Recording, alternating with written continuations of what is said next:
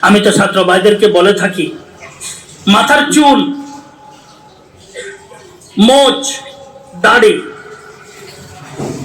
টুপি, পাগড়ি, কুর্তা, লুঙ্গি, সালোয়ার, এগুলা যেন আকাবের আসলাফদের নমুনা অনুযায়ী হয়। বুঝেন না কথাটি? তাহলে মোটামুটি বহু কিছু থেকে আমরা বেঁচে থাকতে পারব। মাথার চুল, মোচ, দাড়ি, টুপি, পাগড়ি, কুর্তা, আর কি গেঞ্জি, আর সালোয়ার অথবা লুঙ্গি, এটা হইতে হবে আমাদের আকাবের আসলাফদের তরিকায়, শরীয়তের নমুনা অনুযায়ী। হযরত কুতুবে আলম রশিদ আহমদ গাঙ্গুহি রহমতুল্লাহ লিখছেন ফতোয়া রশিদিয়ার মধ্যে, জমানা কে সোলাহা কে লেবাস সুন্নাত হয়।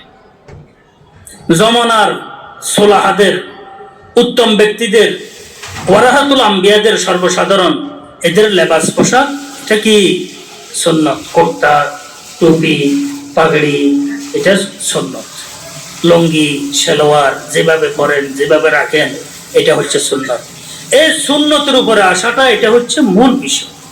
সুন্নতের উপরে আসলে তাকওয়া এসে যায়, সুন্নতের বিপরীতে চলে গেলে তাকওয়া নষ্ট হয়ে যায়, কিছুই থাকে না।